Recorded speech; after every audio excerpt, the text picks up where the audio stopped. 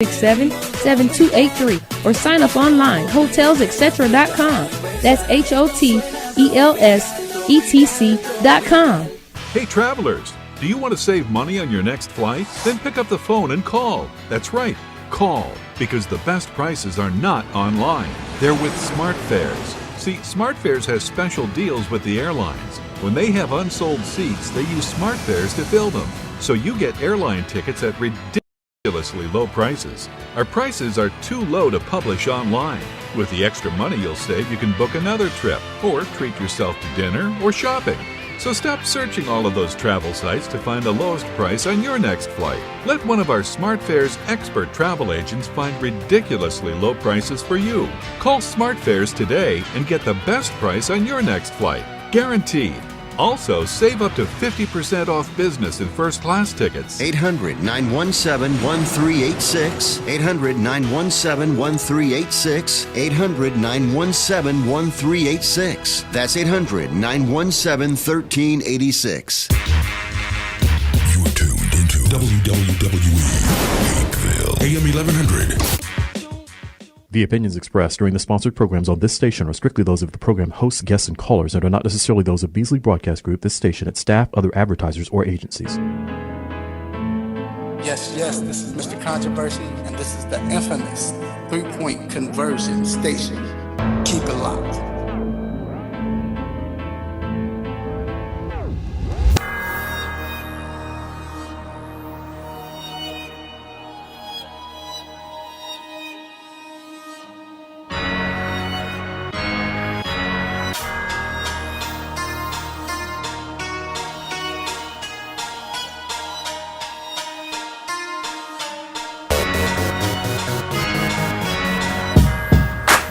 Yes, we are back inside the three-point conversion sports lounge, and I'm your host, Mr. Controversy. Did you miss me?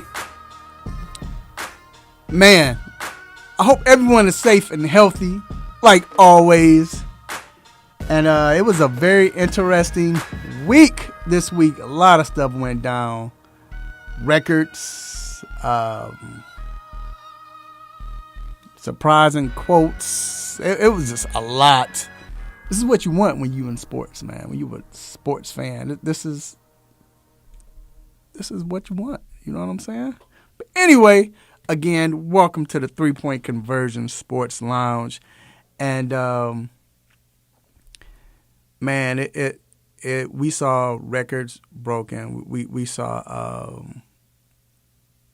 Sorry, what was that this week? Carmelo, that was this week, right? The Carmelo breaking a record. I think it was this week. I can't. That's how long this week been. But with Carmelo, he not record, but he entered the top 10 of all time scoring, passing the great Elvin Hayes. We also witnessed. Well, we got finished witnessing Steph Curry. I think he shot 533 three-pointers in the month of April. And this has been a lot, man. LeBron made quotes, which we'll get into later on the show. Just a whole bunch of stuff. But anyway, welcome. We're going to get to it.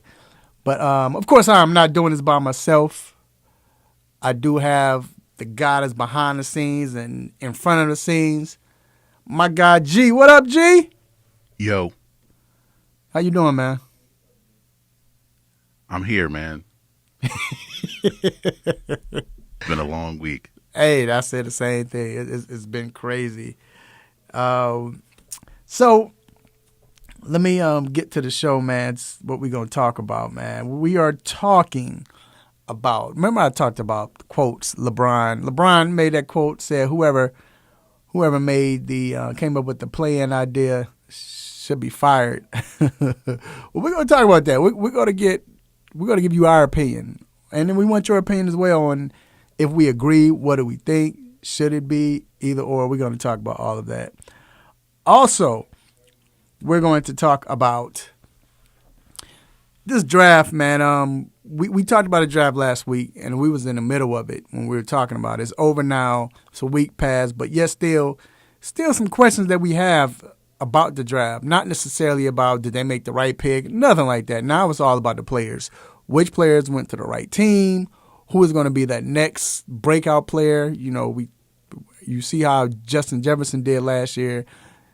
Who was the most? What players probably with is the best fit for their team or for their scheme that they were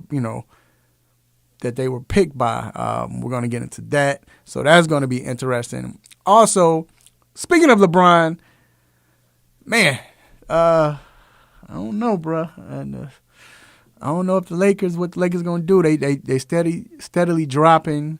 Now they're in the play-in game as of now. I mean, but of course, Portland is up to Portland. Portland and Dallas, they're right in front of them. Nothing there. Like Dallas is 2 games, 1.5 or 2 games in front of L.A.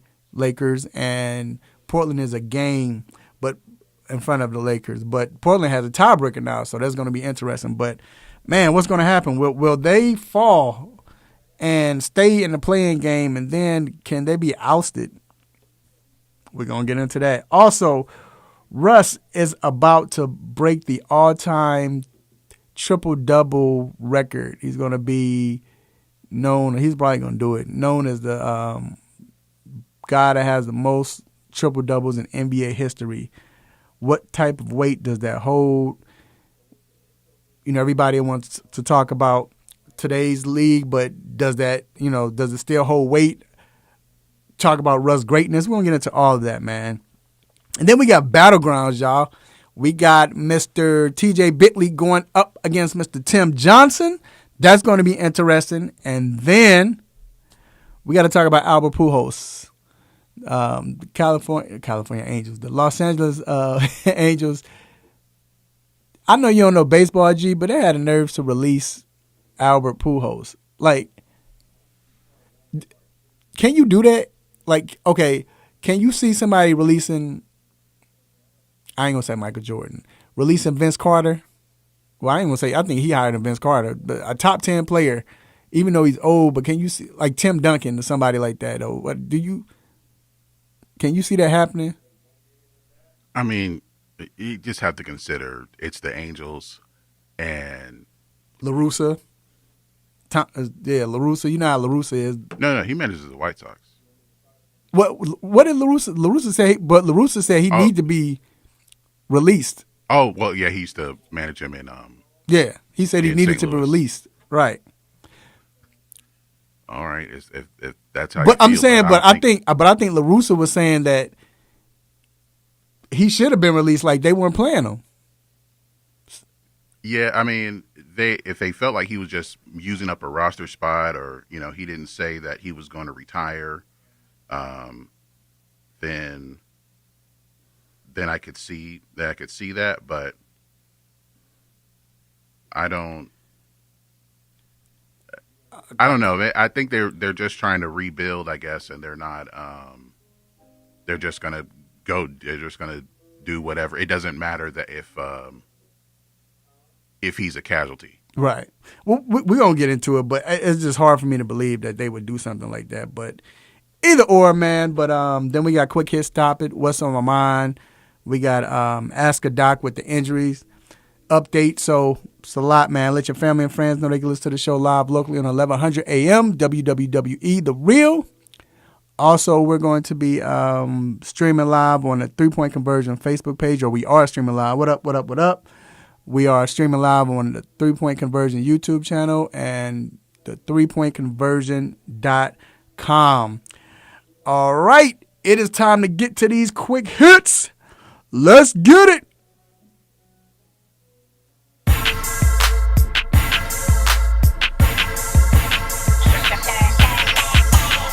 So first off, shout out to Sherm Beats for the sick beats.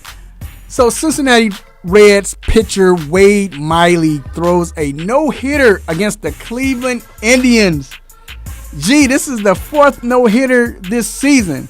Now, what was dope is he played for the Cleveland Indians, so he threw one against his former team. That's dope. But, gee, are no-hitters starting to be like triple-doubles? I mean, I think that's kind of high. this early in the season to throw 4. And I know there's rumors about the baseballs and they were trying to help the pitchers out and all of this good stuff. Do you? I think it's fine because there was they're worried about the home run rate. It wasn't a lot of people with 50 home runs, but it was a lot of guys hitting 25, 30 home runs.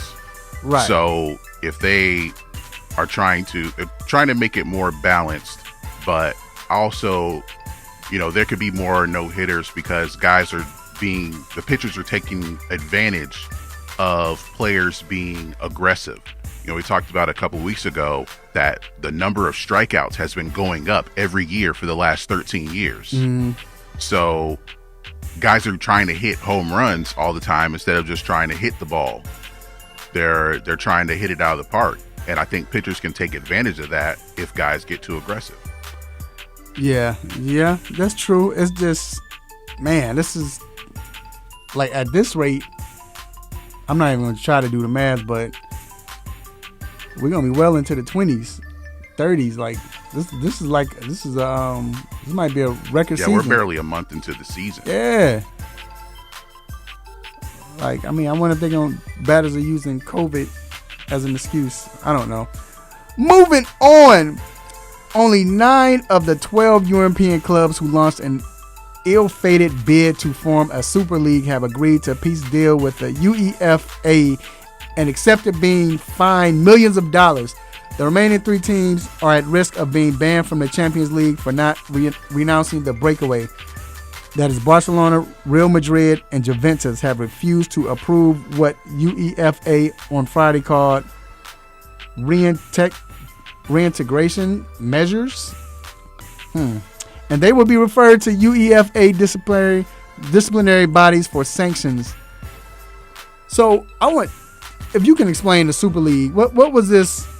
So basically, this is the part of the Premier League or Champions League. These are the best teams because soccer, their leagues are in tiers, first tier, second tier. So this is the top tier teams, and they wanted to break off and do their own thing.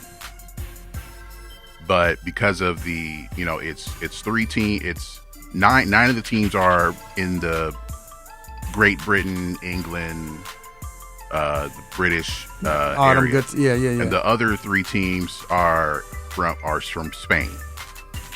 So they wanted to break off and do their own thing, but the English government and all the fans, because the fandom is insane. Mm-hmm. There was so much backlash that they decided, okay, we're not going to do it. And there was like 2 days of backlash. They're like, okay, we can't do it. So because the plan came out that they were going to break away, now they're getting fined, they're getting sanctioned. They had to give up 5% of their revenue for the season for coming back. So the teams, you can really do whatever you want, but if it like goes against the federation or if it's in bad faith, then there'll be some consequences for it. And those are 3 powerful teams too. So we'll see what happens with that. Moving on, an alternate professional golf tour intent on attracting the top talent in the men's game with top dollar guarantees is once again gaining traction.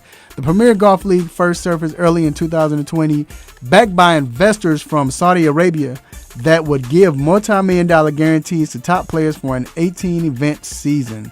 Players such as Dustin Johnson, Justin Rose, Brooke, what's his name? Koepka, and Phil Mickelson were being contacted with a potential 2022 debut being considered. Players who do sign up to play are expected to be ineligible for the PGA Tour. Now, here's my thing with this. Multi-million-dollar guarantees, man, that's it's about the money. But with golf, also, golf, it's about the prestige, winning these events, these tournaments. What do you think? Because like if you want to, I don't know, but say if you're trying to chase the record books, do you see any golfers saying, all right, I'm going to leave the PGA Tour and join this because I'm making more money, or vice versa? Well, yeah, I think there are players that are going to leave because they think there's more money, and more guaranteed money, and it's a smaller field, and you don't have to worry about how you finish to determine how much money you can make. Right. By comparison, I saw that if you win the Masters, that's an $11.5 million purse. Mm-hmm. With this Premier Golf League, it's $10 million at least every event. And since these guys, $10 million each, not $10 million each, but $10 million for the winner. Right. But sometimes it's not always on the PGA Tour. It's not always $10 million. Like it could be $5. Oh, okay, I see what you're saying. Right. And with the people who are backing the league, they're trying to get the top players. Like there's some report came out that they offered Mickelson $100 million guaranteed just to play. Golly. Some players were getting 30 guaranteed just to play. So they're trying to make this happen, but they started last year, but because of the pandemic and everything, it didn't come to fruition. But they're trying to make this happen. Whoever these Saudi Arabian guys are. Wow. So like you said, some people would chase that money, man. Moving on. So the Pro Football Hall of Fame announced the formation of Hall of Fame Behavioral Health, a program created to find comprehensive solutions through a network of mental and behavioral health services designed specifically for current and former athletes and their families. The program will offer an easy-to-use concierge call center and crisis line to match treatment and counseling services with a vetted and accredited premier network of 12 service providers across the country. This is dope. This is real dope. I don't think the Pro Football Hall of Fame get enough credit for the things that they do and how they handle a lot of things. I know, when we went, we got to see a lot of things that they do, like how they help the community, how they help players, which is what it's supposed to be. But they don't get enough credit for it. Yeah, because, people just look at it like, just think of the people being inducted and not consider all the things being involved. For those who haven't been to Canton, Ohio, have been to that area, the Hall of Fame is right next to a high school. Like you can walk around the corner and you're at the high school. Right. And and then they have the stadium, so right next to it on the other side. So it's if they're going to be in this area, and Canton is the place of one of the original NFL teams, the Canton Bulldogs. So there's a football culture and it's a community. So it's basically kind of expanding on their community outreach. Right. So this is definitely, and this is something that the players need, especially former players need, if they have to deal with a lot of medical issues. Some people, and like they're trying to help with post-career transition. Some people don't know what they're going to do because they work their whole lives to play football, and now that's over. So now what? Do you have any other interests? Do you want to go into broadcasting? Do you want to go into business? Well, or you just want to be a father or whatever? Again, that's what it's supposed to be. That's how it's supposed to be. I mean, that's good. That's good luck for them. And then we're gonna cut it short. Last but not least, the University of Hartford will be transitioning from Division I to Division III by 2025. Is that correct? Yeah, they're dropping down to Division III. Division III. So they're Division I, and now I think they're gonna change the name to Popeye's Chicken University. Starting 2025. This is they're in Connecticut, so it has to be something more related to them. So it'll be like Dunkin' Donuts. Dunkin' Donuts, okay. Golly, that's not. But they're trying to save money. D3. Apparently, Rick told me that D3 does not give out athletic scholarships, and that's what I'm saying. So then they're going to stop with the scholarships, and it's supposed to save them up to $9 million a year. Wow, money over the children, huh? But anyway, all right, well, we're going to take a quick break. We will be right back with the hot topic. Keep it locked.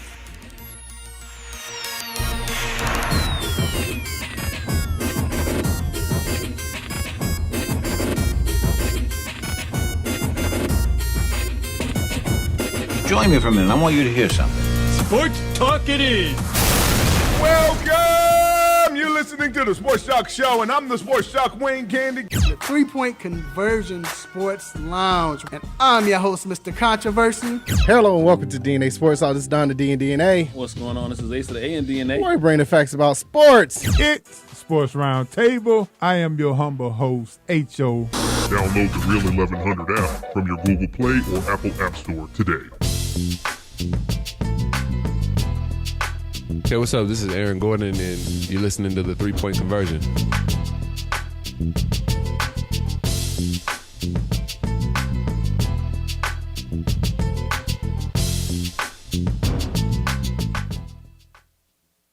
Get ready. From the oven to your ears, it's now time for the Hot Topic. Yes, we are back inside the 3-Point Conversion Sports Lounge. I am your host, Mr. Controversy. Got my guy G with me today. And been a lot of talk about this play-in game, man. So LeBron came out and said, again, whoever came up with this play-in tournament should be fired. This idea should be fired. No, he's not a big name, but Biz Biombo told us that he doesn't agree with it. It's you know, especially when you've worked to be the 8th seed, 7th or 8th seed, and now you got to play a 2 game final. I mean, 2 game playoff, I guess, just to make it, or you can be on the road fishing. So, G, I start off with you, bro. What do you think? Do you agree with this play-in, or I shouldn't say? Do you agree with LeBron first, and then do you agree with this play-in? We're not trying to fire people, but honestly, do you agree with this play-in situation? How do you feel about it? Well, first, I got to give LeBron a stop it. Stop it. Because at the beginning of the season, he's like, oh, this is a good idea. This is great for our league. And he said that at the beginning of the season. Right. But now that the Lakers are the 7th seed and headed for the play-in, then all of a sudden it's a bad idea and whoever came up with it should be fired. Right. Because it's affecting me and me alone. Right. So, right. But, I thought the play-in game for last season with the bubble, because not everyone played the same amount of games, and it was just one game, I thought that was fine. Mm-hmm. But to have it now, it's part of a plan that the NBA has had for a long time. We've heard about how they want to have, tournaments, mid-season tournaments, or to add some kind of extra playoff format to the season, similar to what happens in soccer. So it's something that the NBA's wanted to do for a long time. But I agree with LeBron that it's not that it's a bad idea. That it's unnecessary because,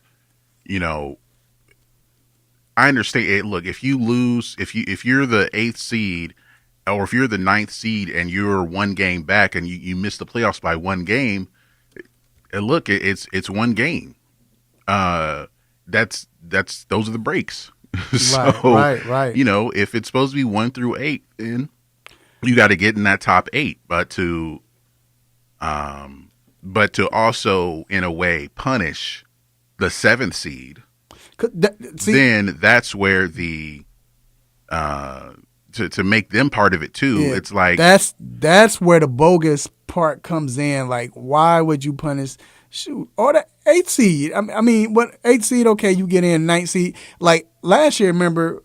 Was it just a playing game period, or was it like you had to be within?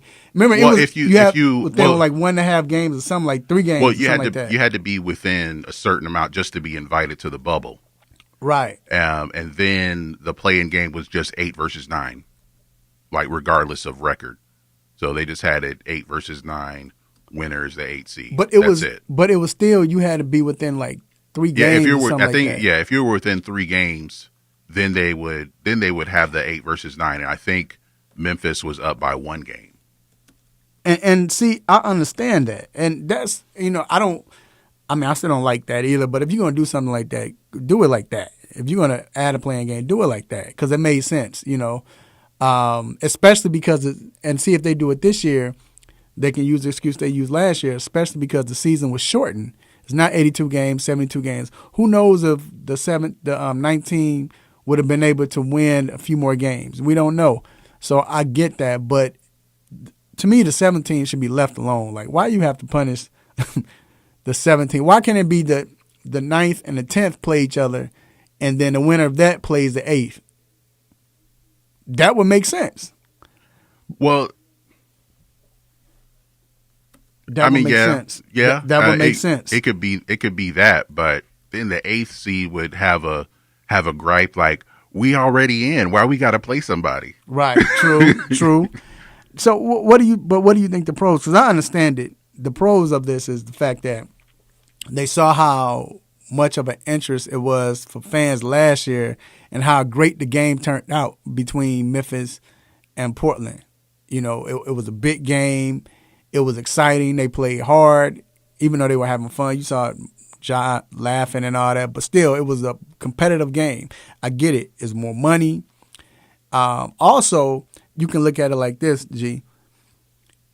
You have players in the past with 9th and 10th, like say they was the 9th seed, 10th seed, they would shut it down, especially the 10th seed. It'd be a wrap. If they weren't, unless they were like 2 games, or a game behind, which is like right now.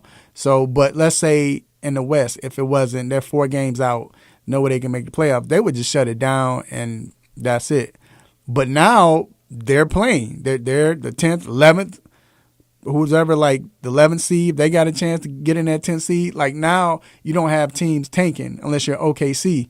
But other than that, everybody is playing. So that's the pro of it. I get it. I see why the NBA wants to do it. Of course, it's money, but then it's ratings, but it makes the teams play now. You're not watching. I don't think players tank, but yet still, I think owners and GMs, they want to tank so they can get a better pick. Well, yeah, it's part of it. I understand the part of it is to discourage tanking, but if you still have to depend on it's supposed to be hard to tank in basketball with the lottery, the draft lottery. It's supposed to be hard to tank. And some teams try to playing the odds, trying to play the math of it. And then that can get you into, some issues as well, because the team with the worst record doesn't always get the first pick. We've seen that in the last couple of drafts. So, you can give yourself the best chance and you could tank if there's a deep draft, but when's the last time there was a deep draft? Right.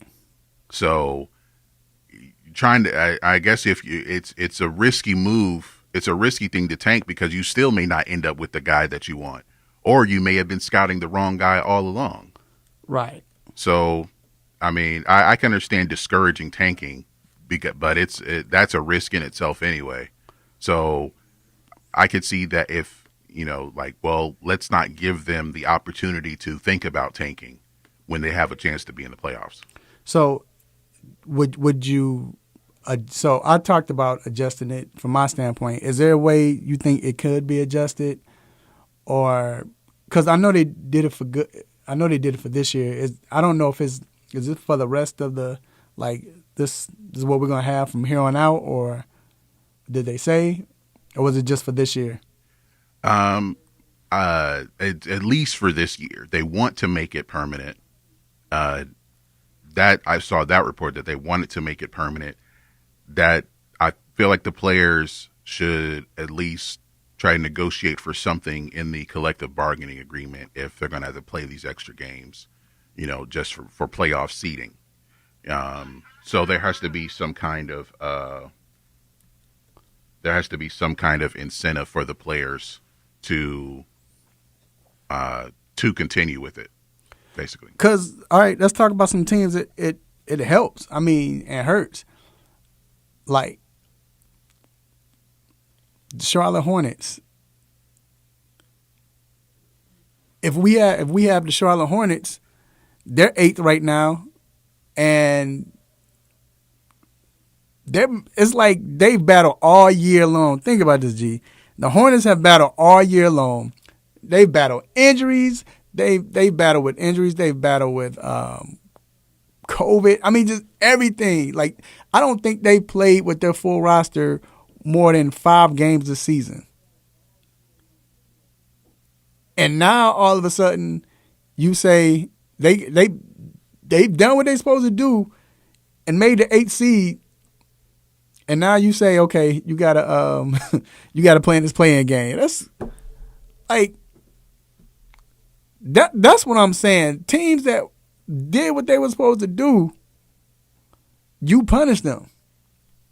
Yeah, that's why I feel like also that, you know, the Hornets are at 8, but the 7 seed, and I know at this point in the West it's the Lakers, in the East it's the Celtics, but you're punishing the 7 seed too, because like, look, you see it as top 8, but now you think randomly made it, the top 6 teams don't have to do this little tournament.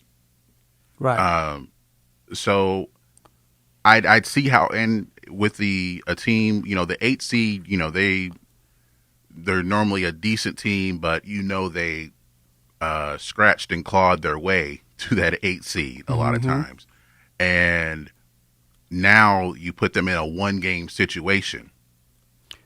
So, I mean, I know anything can happen, but I think some teams would rather just, you know, we're going to play at least 4 more games and we're going to play as hard as we can. But to that point, though, what about Washington? Because here's the thing. Say if Charlotte gets in, the good thing about the NBA, whatever, now everybody gets to see LaMelo Ball play in the playoffs. That's what everybody wants. But is Charlotte that team that could upset the 1 seed, or with Washington with the 10th seed, and they're hot right now, could they come in, way they're playing, and then mess around and do they have a better chance of upsetting the 1 seed, which it could be possible. You know, who's number 1? Is it Brooklyn or Philly? Sixers. So I know if they play Brooklyn, I know we talked about it before, Washington has beaten Brooklyn twice already. So that would have been interesting. Or even with is Memphis, what's in the West? Is Memphis and who else? And San Antonio, I think. Yeah, that's 9 and 10. Stop it. Ain't none of them going to do anything against. See, that's what I'm saying. I could see in the East, but I mean, because now you're looking now at, you know, but in this situation at any time, you know, right now the Lakers will play the Warriors in a 1-game playoff. I think and the Warriors could win that game. They've beaten them before. But Warriors number 8, right? Yes. Then if, say, the Warriors win that game, now the Lakers have to play the Grizzlies or Spurs. See, that's not right. And that's a game that the Lakers could also lose. True, but that's still not right, though, the fact that why does the 8, and I guess the 8 seed is the fact that because they were in the playoffs already, you let them get it. You let them get in and get another chance. I guess that makes sense, you know, because they were already in the playoffs anyway. So I guess that makes sense. But still, I'm with LeBron. I think they should just leave it alone. Whatever, you know. If you really want the 9th and 10th to play, just do like fantasy football or fantasy. Just have that, what you call it, the other game, the losing game. I forgot the name of it. It's at the tip of my tongue. But the consolation game, just have that. and whoever, they get a trophy. That's it, you know. But anyway, man, all right, that wraps up the hot topic. We're going to take a quick break, and it's time for Battlegrounds, y'all. Keep it locked.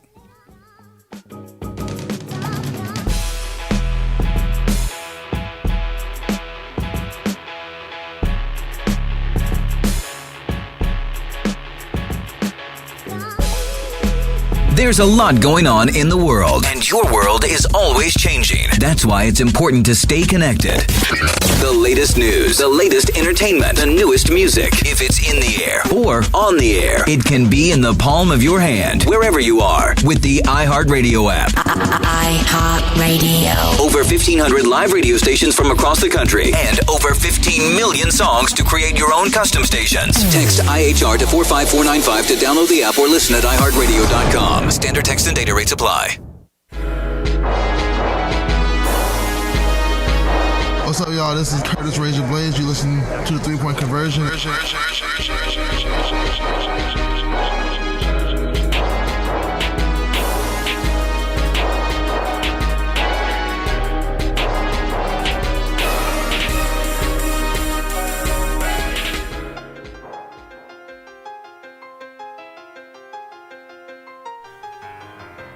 All right, we are back inside the 3-Point Conversion Sports Lounge. You hear that music, you already know what it means. It is Battlegrounds time. Yes, yes. Yeah, we starting early today. But real quick, last week we saw Raylan Jr., if you was watching and you heard, if you don't listen to radio, Raylan Jr. Raylan going up against Mr. Alex Strouf. Once again, round 2 seemed like it just keeps on crippling everybody because I don't know, for some reason, they can't. They both get every time. The second time where both players got disqualified for the second question. But either or, the winner was Raylan. Ray advances to the conference finals. And this spot right here is for the last spot. This matchup right here for the last spot in the conference finals. And we have Mr. Tim Johnson. What up, Tim? What's going on, fellas? How y'all doing? Good morning, good morning, good morning. We good, bro. We good. And then we have Mr. TJ Bentley. What up, TJ? What's going on, man? What's going on? We good, bro. All right. Hopefully you all are ready. And so, of course, I have to go over the rules just to make sure y'all got it and people listening, they understand. 3 rounds. I'm ask a question each round. The first contestant, they get 30 seconds. After I ask a question, they get 30 seconds to come up with their answer. And then after that, they'll go on my cue and they have 1 minute and 30 seconds to finish their explain their answer. Then after that, I'll give the cue to the second contestant, and they'll automatically just go. Once I say go ahead and go, they don't have 30 seconds because they waited, and they give their minute and 30-second answer if they want to take that long. And then the next round, it flip-flops, and it flip-flops in the third round. Remember, ladies and gentlemen, don't just vote. I need your votes, but just don't vote on the answer. Vote on the actual explanation because they might sway you or whoever makes the best argument. So make sure you vote on that. And here we go. So, Tim, I need you to I need you to pick a number between 1 and 80. Let's go with 17. 17? Okay. Mike? 18. All right, Tim, you got it. It was 13. So, Tim, do you want to? What you want to do? You want to go first, or you want to pick?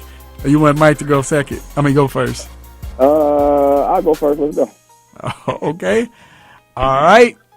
Let's go. Remember, I'm gonna ask the question twice. Okay. So, first question.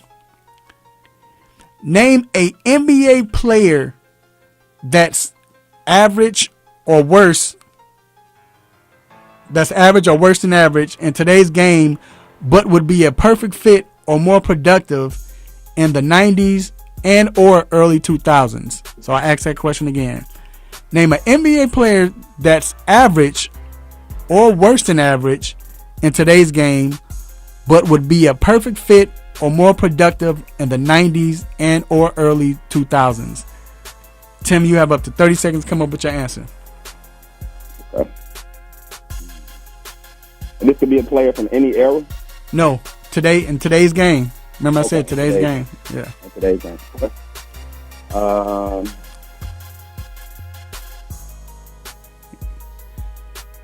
You gotta take your time. You got time. All right, you have 10 seconds.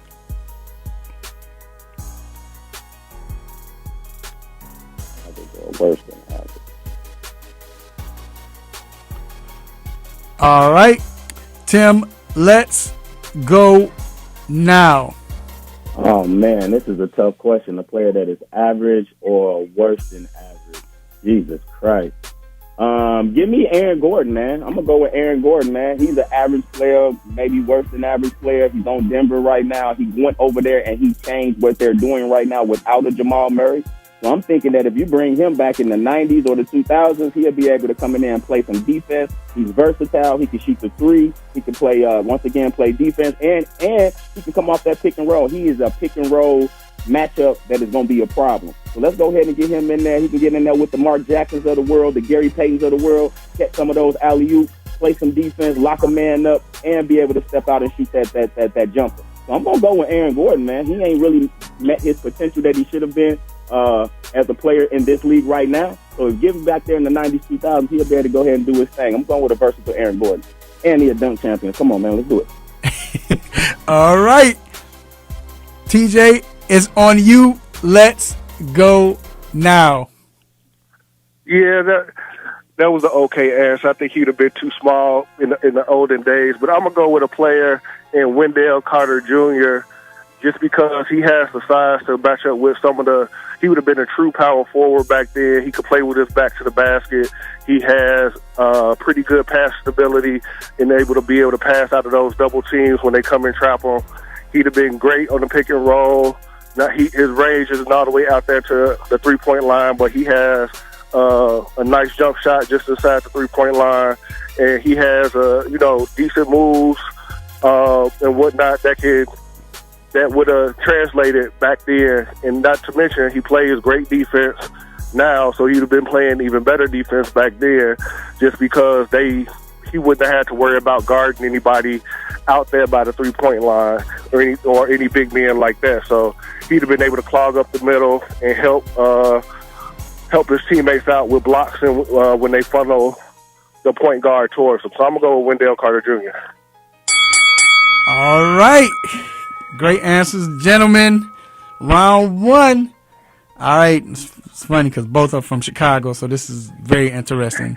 All right. So round two, and I'm talking about the contestants now, both from Chicago. But round two, TJ, you up first. Tim, you follow second. All right. Next question. Name an NFL quarterback who doesn't get the appreciation that he deserves from 1990 to 2018. Max, that question again. Name an NFL quarterback who doesn't or didn't get the appreciation that he deserves or deserved from 1990 to 2018. TJ, you have up to 30 seconds to come up with your answer. Can you say those dates again? 90 to what? 2018.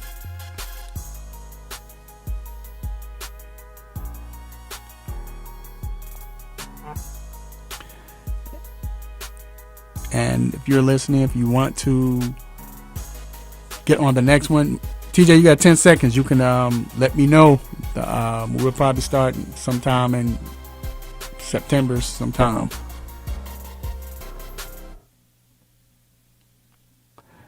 All right, TJ, let's go now. Okay, a quarterback that doesn't get his just deserved from 1990 to 2018. I'm going to go with Mr. Neckbeard himself. I think he did a pretty bang-up job coming in for Sexy Rexy when he was with the Bears. He was, really a below-average quarterback, all things considered. But then when he went to Denver, he, was able to build up his game, got them into the playoffs as well. So I'm going to go with the Neckbeard. You got to say a name, bro. Who was the Neckbeard? For people don't know. Cal Orton. Oh, okay. Wow, like we would. Okay, all right. Kyle Orton. All right. So, Tim, it's on you. Let's go now. First of all, this dude got to stop it. Wendell Carter Jr., neck beard. Boy, stop playing. You from Chicago. You really from Chicago. Let me tell you what it is. It's Matthew Stafford, man. Matthew Stafford is the most underrated guy, man. He's been in Detroit. That's a losing city, so he don't get what he needs because they lose over there. They don't have a running game. But he has an arm. He has arm arrogance. This boy go crazy. He's throwing almost 5,000 yards every year. He's throwing 20-plus touchdowns every year. He had a year way too over 5,000, 40 touchdowns. Stop playing with the man. He done had so many years that he's done been 4,000 yards. And you talk about no-look passes that Patrick Mahomes is doing. This dude been doing this stuff since he was in college. This dude been doing this stuff since he's been in Detroit. He made Megatron who Megatron is. Stop playing. He throw the ball to receivers and he make the receivers better. Galladay. Come on, man. He made Galladay a guy, and he's from Northern Illinois. Shout out to Northern Illinois. Let's go. All right. Round 3. This might do it. This might decide. So, Tim, you up first. TJ, you up second. All right. Name the best non-quarterback college football player to never win a Heisman Trophy since 1990. I'm going to ask that question again. Name the best non-quarterback college football player to never win a Heisman Trophy since 1990. Tim, you have up to 30 seconds.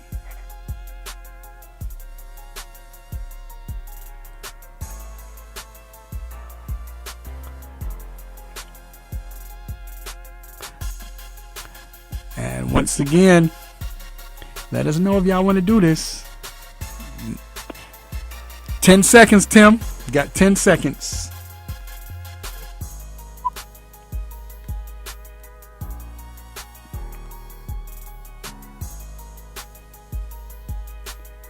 You ready?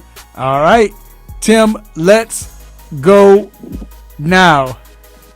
Come on, man. Not a quarterback that didn't win the Heisman since 90. We're going to go with LaDainian Tomlinson, man. When he came out of college, I was like, if whoever do not draft this guy is a fool. And that's exactly what you saw in the NFL. This dude is a Hall of Famer. He went crazy in college. He went crazy in the NFL. He's going crazy in the media. Like, you got to get his boy his props, man. I'm going with LaDainian Tomlinson. He was one of the most exciting running backs. He got the juke moves. He can run with power. He can catch it out the backfield. He should have won the Heisman Trophy, but he did not. It's okay. We're going to rock with that. But he went crazy. He exceeded expectations. He blew everybody away. Mel Kiper and them, they didn't know what they was talking about. LaDainian Tomlinson, he's the guy. Come on with it.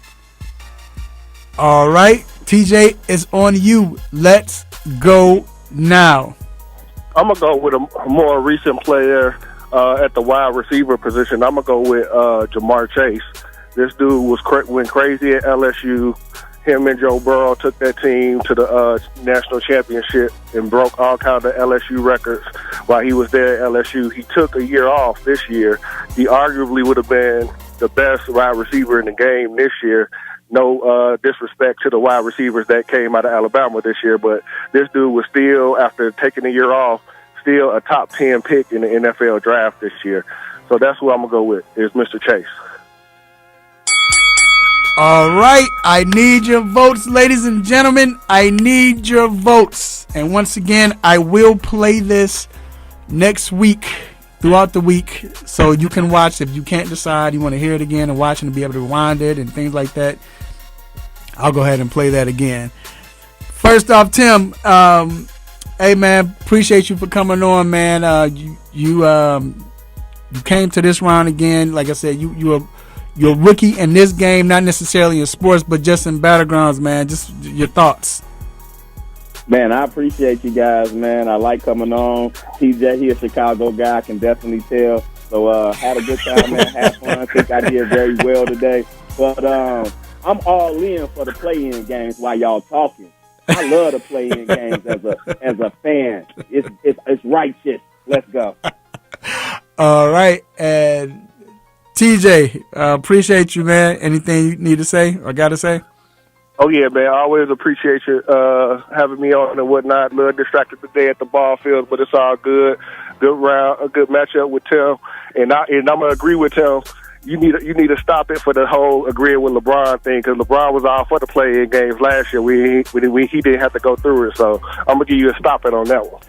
Let's go, TJ. Already gave him a stop. Yeah, we gave LeBron a stop it. We don't agree with what I just agree with not the playing. But you're right. He deserves to stop it for lying and switching it. But all right, man. I appreciate y'all. All right, man. All right. So we're gonna take a quick break, and we will be right back.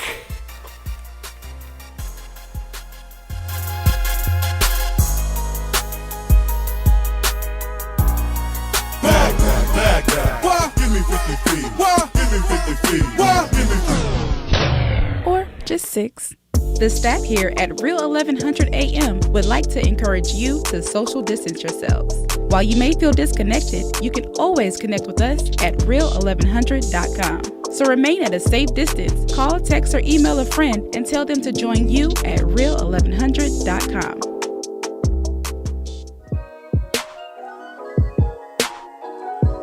This is Charlie Batch, 15-year NFL veteran, 2-time Super Bowl champion, and you are listening to the 3-Point Conversion.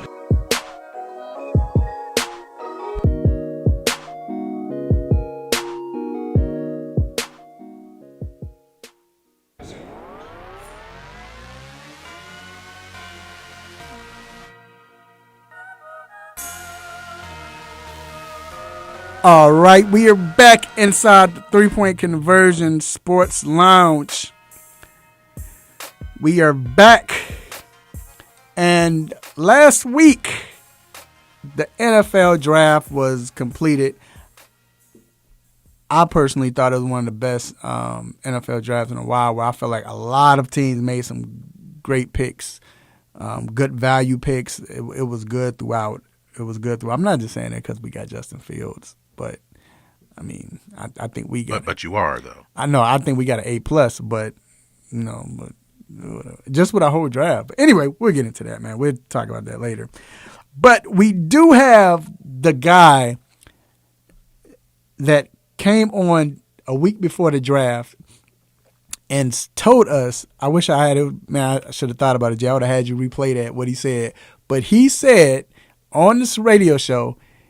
We asked him who would be the surprise pick, and he stated, I know Cincinnati should get an O-lineman. That's where everybody expects them to do. But I really believe they're going to go ahead and pick T.J. Bentley's answer, Jamar Chase. And sure enough, they picked Jamar Chase. My God, the 3-Point Conversion draft expert and college expert, Mr. Derek Worley. What's going on, Derek? What's up, man? And I told you, Cincinnati, they don't ever do what they're supposed to do, so we got that. You said it. Yep, you sure did. But, man, I know it was a great time for you. I don't know how sad it is for you because it's over, but, I mean, you got plenty of content to write about. But I definitely do want to ask you, though, who do you believe was the best first-round pick as far as the for the team value and all of that? Who was that guy you believe was the best first-round pick? So I think that Micah Parsons to Dallas was going to be the first-round pick in my eyes, just because you look at what Dallas has done in the past with their team, and especially how Mike McCarthy likes to play football. And I think it was finally a nice thing to see them go defense in the first round when everyone was kind of projecting them to maybe slide up there and grab Kyle Pitts or do something that was not on the defensive side of the ball. But you got Micah Parsons, my best-rated defensive player coming out in the draft, came all the way to 10 or 11 where they were at. And then he's got that Devin White impact. He's the best linebacker I've seen since Devin White coming out. Just fast, can get to the ball, can play coverage if needed, but can also get to the quarterback. And if you pair him with Jalen Smith, Leighton Vander Esch, and Mike Parsons in the middle, like that is a scary linebacker core. And I think what's really funny is just kind of this something that's under the rug is that Micah Parsons' last college football game was played in Jerry World when he played Memphis in the Cotton Bowl, and then he goes right back where he left off. So I think that's pretty interesting. Aren't they talking about, you might know, aren't they talking about didn't they release him or talking about releasing Release who? Vander. What's his name? No, they declined his. They declined his option, okay, that's what it was. They're still going to sign him to a long-term deal. Oh, they will. Okay, because I'm like, we'll take him. Like they tripping. So you think Derek right there, just them three, because that is sick with those three linebackers. That's the best linebacker. That might be the best linebacker core in NFL. Yeah, it's funny how like Lee is passing the torch to Micah Parsons now to head up that middle linebacker spot for the Cowboys. Right. I just hope he don't take over Lee's injuries. But yeah, I hope not. Yeah, but no, you're right. And then, and I mentioned it earlier, Justin Jefferson. We saw how Justin Jefferson, he just came out of nowhere last year. He was I think he was a first-round pick, right? Late first-round pick. But no one expected him to be or get to where he got to and be that dominant player he was. Is there a wide receiver that you feel that can have that same impact as Jefferson that came out of this draft? Yeah, I do, and I think there's two, but I'm just going to go with the one route. The first one I had in mind was Elijah Moore and going to the Jets, but I just don't have as good a feeling as I do about Kadarius Toney going to the Giants, just because I look at what the Giants said about him, and then I look at Joe Judge being a wide receivers coach by trade. So the fact is that he is going to be able to coach Kadarius Toney into being a better pro. And when I watched him in college, it's just the man was always open. He's just going to be a nightmare out of the slot. He can line up outside. He just has an incredible get-off. He has great route running abilities, and he's probably going to get about 6, 7, 8 maybe targets per game as a rookie. And I wouldn't be surprised to see him pass that 1,000-yard threshold as a rookie, especially with the 17th game being added. Okay, and who was the first guy you named? Elijah Moore to the Jets. I just don't know how the Jets are going to run offense this year, especially with Rob Saleh as the new coach. I'm not 100% certain for them. I just know that you have a lot of things that are still in place with the Giants, and the way that Dave Gettleman talked about Kadarius Toney and how they were able to land him, I just know that they already have a good plan built for him. All right.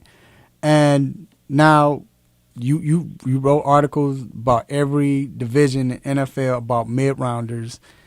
Which mid-rounder pick that you think fits the scheme perfectly from where they were drafted in? Yeah, so I got a couple of them that we're going to touch on here, but the one that I like the most is Trey Sermon. This is the one that I actually slated to the Niners, and he ended up becoming a Niner just because he fits that zone run scheme so perfectly. Shanahan's going to let him get that diagonal run going at the line of scrimmage and make that one cut against the grain, whether he sees a hole, and then just bust it. He always seems to fall forward. So perfect fit for the Niners. And then I got two more, which are going to be on the defensive side of the ball, and that's going to be Trevin Merrick to the Raiders, just because they're going to allow him to play free safety center field right away. You got Abram over here at strong safety. They picked up Carl Joseph again in free agency, who's also going to be in strong safety. So he's going to be that round 2 pick that immediately becomes a free safety starter and allow him to play that center field role. And I think that he has a Mika Fitzpatrick ability to play coverage and tackle to do both things well. And then the last one I'm going to pick here is Jeremiah Owusu-Koramoah to the Browns, just because they are primarily shifting to a 4-2-5 base, and he plays that hybrid role perfectly. He can rush as a linebacker. He can play coverage as a defender. So he just fits that fifth secondary / linebacker position in that 4-2-5, and he can ultimately be your Lamar Jackson spy because he has so much speed to do that. And the Browns got killed by Lamar Jackson in the past couple of years. So someone who can attempt to at least stop his rushing ability on the field. Yeah, that was a great pick by Cleveland Browns. And dude can hit too. And then last question, got to ask you this. Who is a player that you say will surprise everyone that no one is talking about, or players? So I know you like this because it's your Bears, and I kind of mentioned them when I was on the podcast with you a couple weeks ago. But I think Khalil Herbert is an instant jump to number 2 on the Bears running back chart. I know we talked about Damian Williams and David Montgomery being there. I don't think Khalil Herbert is better than David Montgomery, but if the Bears want to keep Justin Fields safe and comfortable, they're going to put him in the gun early once he gets to the field. And Khalil Herbert taking carries out of the gun is just it's a recipe for success. He just gets that outside zone run scheme going so well from the gun. He can do the one cut, and I think watching him on film, I see a lot of J.K. Dobbins, a lot of shiftiness, a lot of ability to fall forward, make people miss space, and I think that he should be number 2 on the depth chart for the Bears. And then another one that is really not talked about, I haven't really mentioned him too much in some of my stuff, but Damar Hamlin. I watched his tape a lot at Pitt. I watched a lot of Pitt football games as a safety, and he is just incredible because everybody talked about Paris Ford for the last year or so, and he was kind of under the radar. But the Buffalo Bills are one secondary injury away, whether it's Micah Hyde or Jordan Poyer away from Damar Hamlin being a starter. And he fits that scheme that the Bills want to run. He's a hard-hitting safety. He plays coverage well. And it's just crazy that if they just lose one of those 2 guys in Poyer and Hyde, you have Damar Hamlin instant starter as a 6th-round draft pick. And I think that that's something that people just aren't seeing, and he's really good. Well, all right. Y'all need to listen to Derek, man. Derek, when he saying stuff, it's turned out to be the gospel. So I would take heed. And I'm glad he said Khalil, because that makes me feel good. But Derek, we appreciate you, man, and looking forward to having you back as well. And you have a great day, my friend. Thanks, man. I appreciate it. All right. We're going to take a quick break, and we will be back with the Stop It segment. Keep it locked.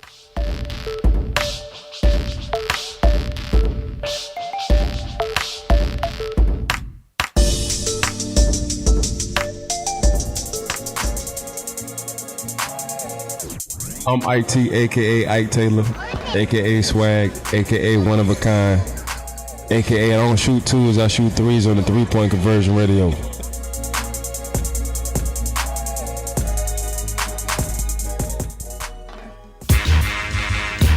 tuned into WWE Hakeville, AM 1100. The opinions expressed during the sponsored programs on this station are strictly those of the program hosts, guests, and callers and are not necessarily those of Beasley Broadcast Group, this station, its staff, other advertisers, or agencies. Big ups to our Sports Lounge crew for keeping the airways blazing each and every Saturday. But I want to send another special shout out to our team of writers at the 3-Point Conversion. You can visit us at the3pointconversion.com. You can also like us on Facebook, follow us on Twitter. How about the Gram? How about iHeart? How about Spreaker Radio? How about wherever you need it, baby? We got you covered.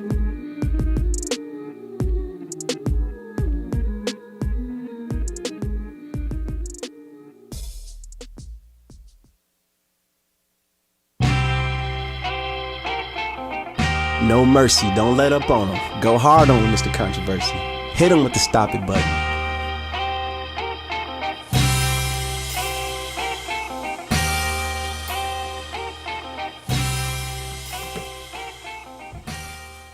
All right, we are back inside the 3-Point Conversion Sports Lounge. This is the time where we like to thank everyone who is listening or watching the 3-Point Conversion Sports Lounge. We definitely appreciate you. And we ask you not to only support the 3-Point Conversion Sports Lounge, but support the 3-Point Conversion Sports Media Company itself. We definitely appreciate it. And now it is time for the most infamous, the most famous Stop It segment. Let's get it. Stop, hey. Stop, stop, stop, stop, stop. Stop it! Stop it, stop it. Yes, S-T-O-P, new word, I-T. Stop it! Stop it. Get some help.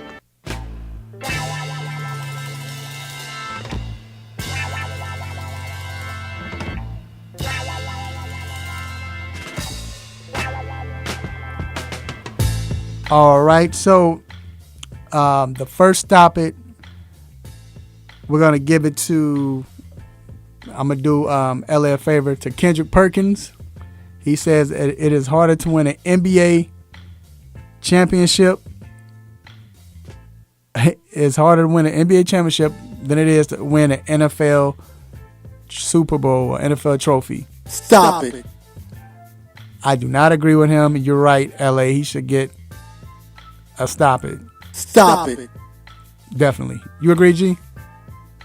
Definitely. It's much harder to win a Super Bowl. And he played in 2 finals. He was a bench warmer basically for a 3rd finals. For who? for Cleveland. Right. So, not to say that it's easy to get to the NBA Finals, but it's definitely hard to win a Super Bowl. It's hard if you make it and you lose, you may never go back. Right. Yep.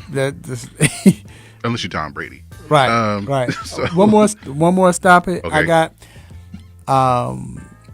goes to Gilbert. I know a lot of people don't agree, and I heard what he said. He was talking about the team and everything, but still, the fact that he said he blames officiating for Zion fracturing his finger. Yeah, the GM said that too. And the GM, right? Yeah, that. Can I get a stop? Stop it. I understand that what you're saying, that it was following him hard and they should have, but he got a fractured finger, bro. Like, that's gonna happen. He weighed 285, whatever. He's like a mini between the Shaq was it and on a LeBron. foul that wasn't called? You may have a case, a small case. No, but even if it was on a foul, then it's a foul. That's what happens. That's what happens when you get fouled. Right. Go ahead, G. All right. As I told people, I don't watch these debate shows. I can't do it. It's mindless television, in my opinion. But for someone like Skip Bayless to say, because we talked about how Tebow may come back to the Jaguars as a tight end, he said he would take Tebow as a blocker over Shannon Sharp any day. A Hall of Fame tight end whose part of his job was to block. He would take Tebow as a blocker. Based on what? Stop it. What did Uncle Shay say? I just saw a little clip. I didn't see his response, but I'm sure he was dumbfounded. Skip. You know he went off. You need to put more L's in that skip. Right. Let me give me another one. Stop it. Okay. Wow. And my second one goes to this clown show of a fight between Logan Paul and Floyd Mayweather. There was some event in Miami, or maybe it was a press conference or something like that. And Jake Paul, the younger brother who is fighting, who fought Nate Robinson, took Floyd Mayweather's hat, and when he grabbed it, he said, "Got your hat," and then there was a scuffle. Right, man. But it's not for that. It's for getting a tattoo of "Got your hat" with a little clip art cap. He got a tattoo of that moment. Right. That is the most unnecessary clout chasing I've ever seen in my life. So he gets to stop it. Stop it. They should get to stop it just for the fight in general? For the acting job. Because here's the thing, real quick. I know we got to go, but here. So we all know Floyd. How does Floyd talk? This is Floyd. I mean, I'm not going to mimic him as far as like sound just like him, but this Floyd's like, well, I think we can do this, and I'm a very great fighter, and he tries to talk proper, and he doesn't raise his voice. Paul's little brother, right? Yeah. In his face, like hot as Mike is, and this is how Floyd was talking. You don't want none of this, because we can fight, and I will tear your brother up. Like, come on, dog. Like, what kind of, like, this not the script. I think I even seen a bodyguard look down to see when it was time to. And Mike, I agree. Floyd didn't get to the barber that day. That's why he was wearing that hat in the first place. Scruffy, yeah. But just the whole, it's a clown show. Yeah, I don't know if this is, Canelo bro. Saunders thing is going to help either. Nah, it's and shout out to the fight. Canelo is fighting tonight, right? Tonight. Yeah. So can't wait for that. He is fighting Billy Joe Saunders. I just found out Billy Joe Saunders was British. I thought he was American based on that name. Billy Joe. But you don't have a Saunders after Billy Joe. That don't make sense. It's like Billy Joe. Might have been Sanders. Yeah, but it's Saunders. That doesn't. But all right, man, we're gonna take a quick break. And is LeBron in trouble, y'all? Is this the first time? Like, what are LeBron fans going to say if this happens? What are LeBron's fans going to say if they mess around and get to the play-in and win, and then they go to the finals? Oh, God, I could just imagine. Anyway, we're going to get to this.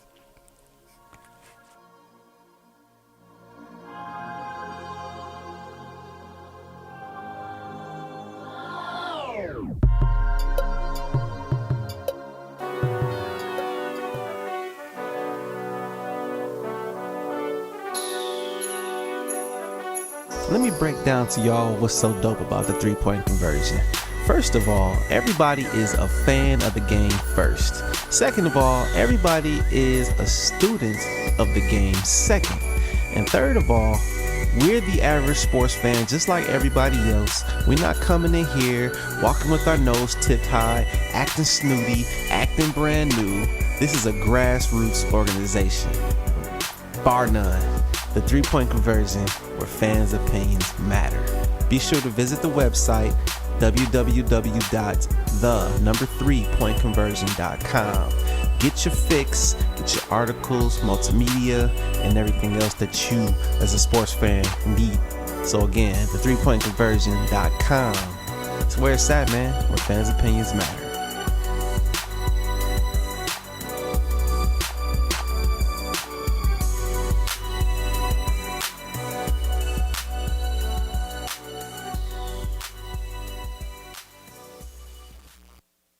Join me for a minute. I want you to hear something.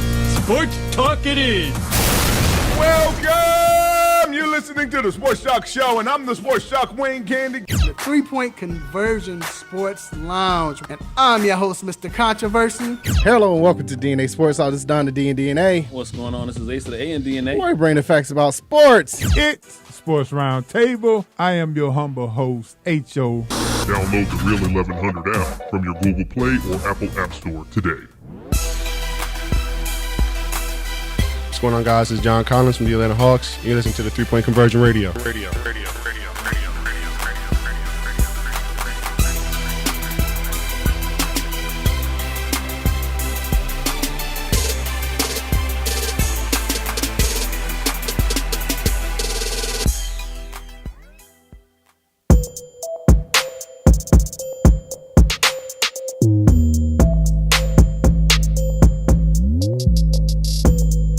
All right, we are back inside the three-point conversion sports lounge. And still tripping off that Floyd Mayweather act. But anyway. All right, man. So couldn't do this next segment alone. I had to bring in my guy. The one that brings the energy, the one if I need a three-pointer, 3 seconds left, I could do a no-look, and I know he's in the corner. He's about to hit that three. He'll D you up as well, too. That's my guy, my dog, Rick. What up, Rick? I ain't know what's good with you, Mr. Controversy. What's good with you, G? I'm good, bruh. I'm good. Glad to have you in the second half of the show.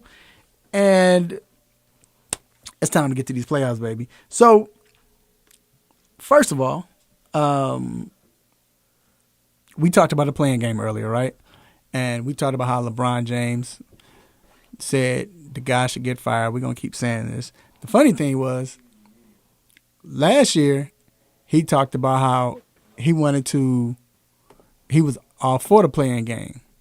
But then when he realized that, we might be in this and be affected, now he changed it. So, if the Lakers right now are number 7, so they're going to be in a playing game. The Blazers have the tiebreaker. So if they mess around and win, and they stay in the 7th seed or drop lower, is it possible that the Lakers can mess around and lose in the playing game? Playing game, that's just one game, right? If I remember correctly, it's one if they're 7th to 8th seed, they have 2 chances. So if they lose the first playing game between the 7th and 8th seed, then you have to you have to play the winner of the 9th and 10th seed. If the loser of the 7th and 8th seed. Mm-hmm. So they will have 2 chances. Because I don't think they could drop below 8th right now. It's not possible, is it, G? I mean, I don't have it up. G, if you can check, are the Lakers, I know it's like 5-6 games left. Is it possible they could drop below the 8th seed? It's possible. They have 5 games left.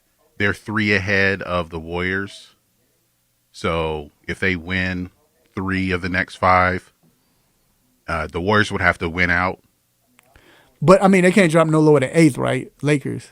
They can't drop lower than 9th. 9th. Okay, so if they somehow drop 9th, then they only have 1 chance. But if they're 7th or 8th, they have the 2 chances. So do you think it's a chance that Lakers can be out of the playoffs, or do you think LeBron's going to come save the day? I mean, yes, I think LeBron will save the day, but yes, I do believe that they can be out because especially when them one game situations, anybody can ball for one night. Yep. And anybody can be off for one night. And we still don't know AD. He's still fully not healthy. He's still one-legged and playing. He bought out last night, though, but go ahead. I mean, but they don't have enough. They lost.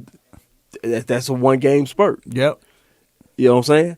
Because the night before, I mean, you can tell he ain't. Right. But he is making moves. But the thing that helps them if they have to play, if they have to play Portland defense is trash. Absolutely trash. So if Dame have an off-shoe night, Lakers start to get some kind of chemistry, start to get some kind of gel. The others, one of the others, hit some shots, key shots. But they won't play Portland. There's no way they can play Portland in a playing game. Okay. So Portland, at this point, if Lakers in the playing game, Portland is locked in the playoffs. Okay. So they will have to play. It look like more than likely they're going to play the Warriors, which if Steph get hot, it's a wrap. And then they will have to play the winner of Memphis and San Antonio. But that's if the Lakers don't drop below 8th. Yeah. So I mean, it's like I ain't gonna lie. I think if this happens, you're gonna hear an outcry from not only LeBron fans, but LeBron's gonna be upset because unless they're just saying we're gonna rest him and they think they can go ahead and. I mean, I don't know how bad his knee is, and we'll ask Doc about this. I don't know how bad his knee is, but all I know is, or his ankle, but all I know is the fact that you playing with fire if you just saying we just going to rest him because he LeBron and we know, bruh, chemistry is because you saw when he came back and how it was when the first game they came back and they didn't have any chemistry. Yeah, you got chemistry, especially in the playoffs, knowing where people are, knowing that you can count on them, that's a big thing, and it's amazing to watch. LeBron is actually getting older. It's amazing to see how this is because with 17, 18 years, LeBron ain't never been out this long. Right, except for that year when he took 2 weeks off to get his body right when he went down to Miami to kick it. Right, but you don't see that, and. No. But I just think they playing with fire, man. And I think if this happened, look, G, because do you remember this? Y'all remember this? Remember the year when the Denver Nuggets beat the Supersonics, Seattle Supersonics, in '94? They upset them in the first round. Boom, number 1 seed versus the 8 seed, and the 8 seed won. Okay. That was like, all right, that's cool. It don't happen. It showed excitement. But then when you saw it again, it was a shortened season, but when you saw it again with the Knicks and the Heat, even though the Knicks end up going all the way to the finals, I don't know if it's a year later or a couple years later, what happened? All right, we're going to change it from a 5-game series to a 7-game series. Why? You could say it was money, but I really think it was there to protect the first seeds, the top seeds. Yeah. So what I'm saying is, if this happens and LeBron, they lose in a playing game, you will not see the playing game ever again. I can believe that. I can absolutely believe You that. believe it, G? Yeah, I mean, the NBA wants to make this a permanent thing, but it would be a disaster, really, if LeBron can't make it. If LeBron's not even in the playoffs. And they were in the playoffs. Yeah. Oh yeah. And if they were the 7th seed, but all of a sudden they're out without playing that number 2 seed that they were supposed to play. So it would be disastrous, and it would feed into everyone's, everyone who has the conspiracy about the NBA wanting to protect the big markets, the big name players. Maybe out of the East. I mean, it could be really anybody out of the East to make the finals, but we would rather have someone like a Kevin Durant and LeBron James to get the maximum eyes on the games as possible. Oh yeah. Right. But there's if you're really invested in protecting your stars, you probably wouldn't have had this play-in tournament in the first place. Well, the only reason they did it was because of New Orleans last year. New Orleans and Memphis. Yep, because they wanted Zion. Because they wanted Zion in. Yeah. Yeah. Or John Morant. Yeah. They wanted them. And you got neither. Yeah. They wanted them in last year. That's the only reason they did this. Right. And that's what I'm saying. And think about it, because here's the thing. Utah was probably rooting for Utah or Phoenix, either or. They were probably rooting for Lakers to win last night, because now the fact that they're in a play-in game, you would rather want LA to be number 7, the 7th seed. Lakers Phoenix or Utah. Because think about it. Say if they lose the first round to Golden State, which is very possible. I mean, that first playing game. Then they play the second playing game, they win. Now that means Utah have to play the Lakers, or Phoenix will have to play the Lakers. Neither one of them want to see that right now. Mm-hmm. And that's what do you think of the potential if the Lakers are able to move back up to 6? Then we're talking about Lakers Clippers in the first round. And that's what everybody wants to see, right? They don't want to see it the first round, though. Yeah, nobody wants to see that. But I want to be guaranteed that I'm gonna see it. Yeah. Versus they might not get in. Yeah. I mean, I do believe they're going to get in, but the Lakers Clippers for a first round, that would be crazy. That would be crazy. It would be a travesty. It would be, all those words. That would be crazy. Yeah. All right, so let's talk about this. Russell Westbrook. We saw Russ. We've seen Russ this year. We talked about it last week, Rick. How he's been dominating and going crazy, and Wizards been winning. He's one triple-double away from having an all-time record. What is it, like 153 or something like that? I don't know. It's a lot. That's all I know. I'm going to look it up. But, it's crazy. How great of a feat is this? And I know in these days you don't have your quote-unquote big man rebounding and all of that, but yet still, do you say this is the reason why he's getting it, or it's great no matter what? This is a great feat. How do you look at this record? It's a great feat. The 181. Jesus. It's a great feat, man. This cat is 6'4", and he had 20 rebounds the other night. Do y'all remember when looking at Magic, Jason Kidd or whatever, when they were the leader of triple doubles and they was getting like 6 in one season? Yeah. 9 was great. This is more of the league is more wide open now. Right. So it's a catch and shoot league.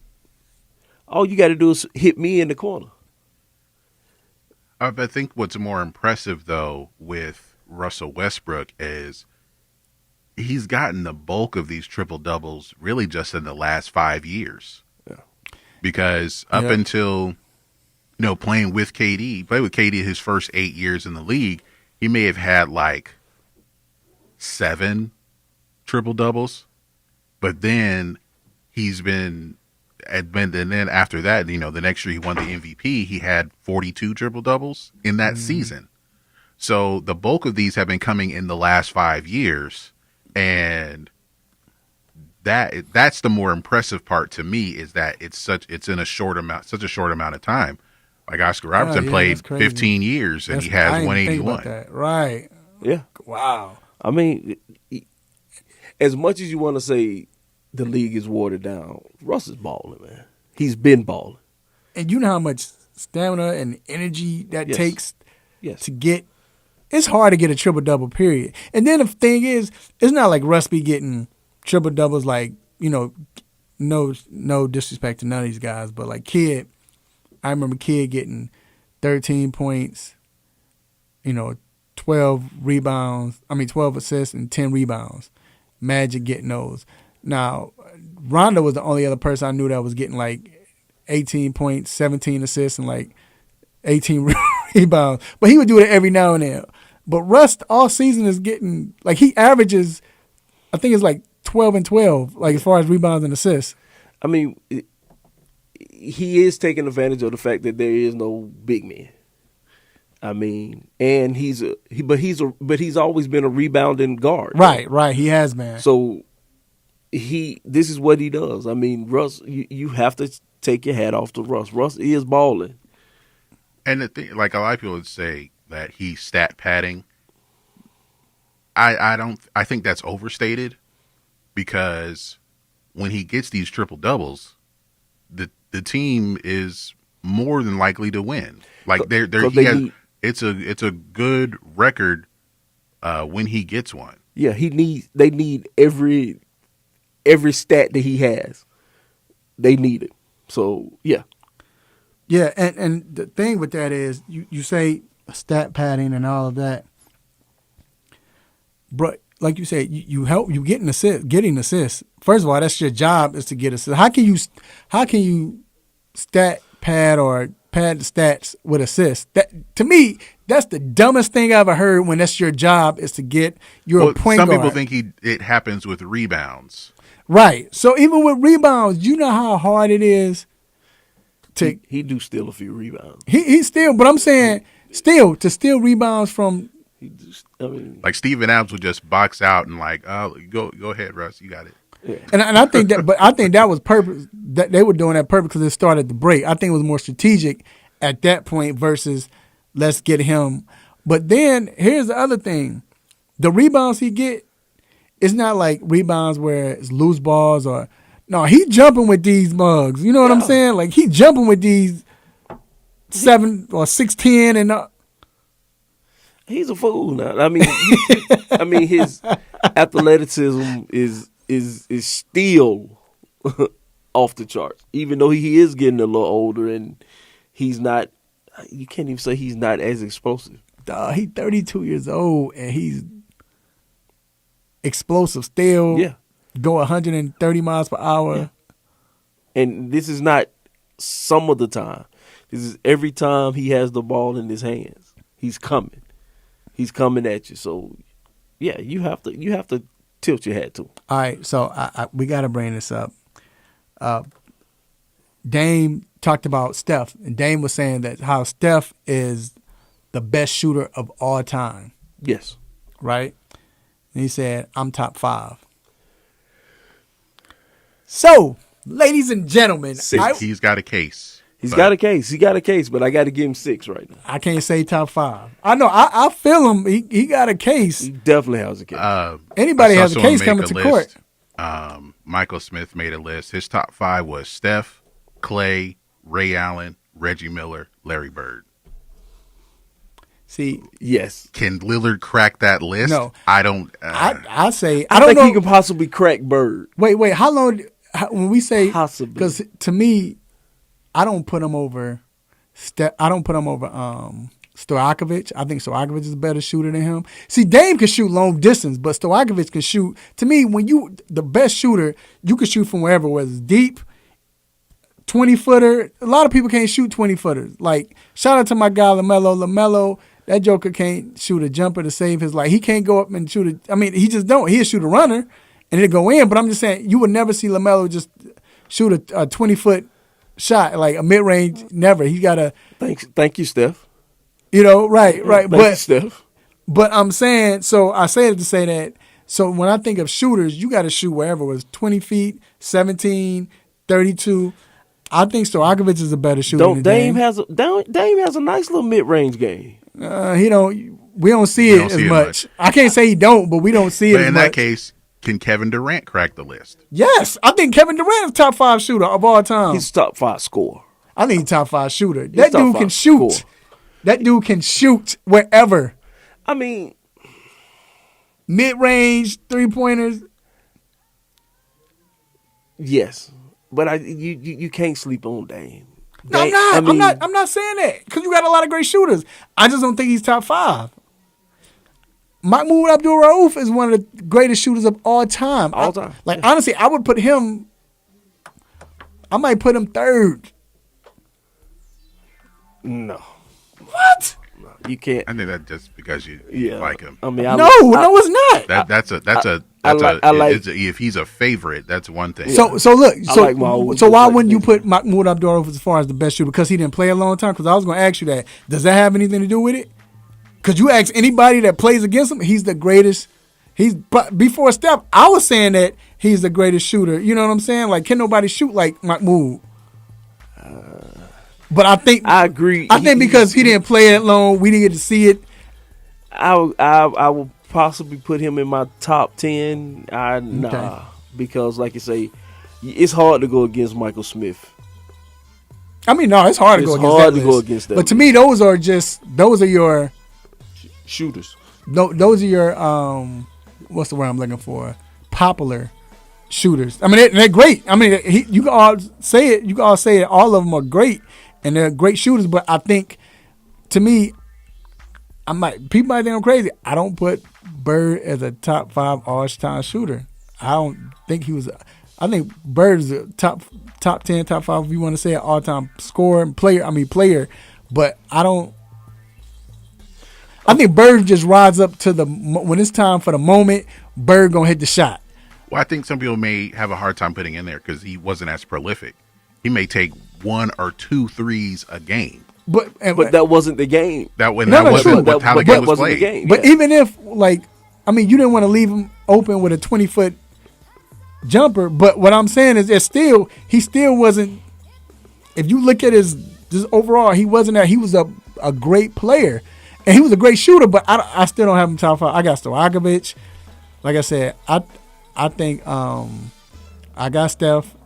I got who did I say? Steph, Stojakovic, Reggie Miller, of course, Ray Allen. I can't put Dame. I don't think Durant. I got Durant's top 5.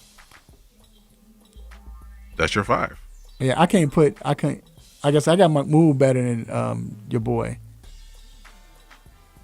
And I got Clint Capella. No, I'm just playing. I mean, all right, we're gonna take a quick break. Pretty good at layups. I'm just saying it because everybody think that's my dog. I'm just Clinton's balling. But hey, we're gonna take a quick break. We'll be right back.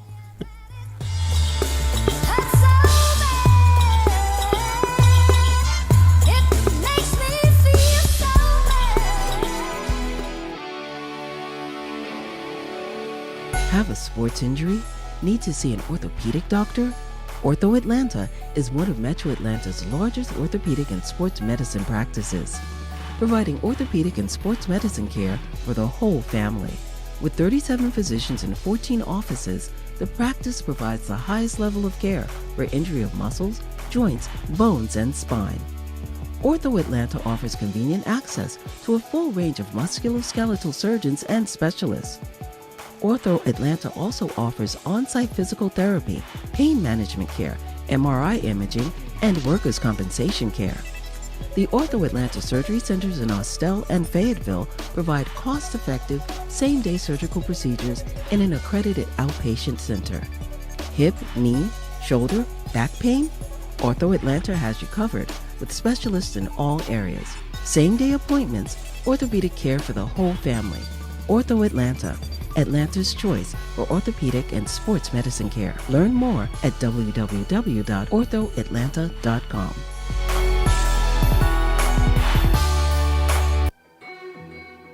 Yo, you chilling with the 3-point conversion sports line. It's Chad Johnson.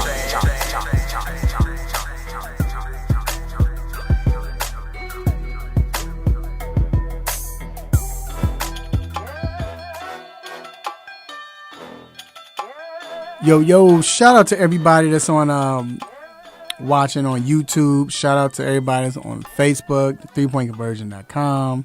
Shout out to everybody who's listening, man, and watching and supporting.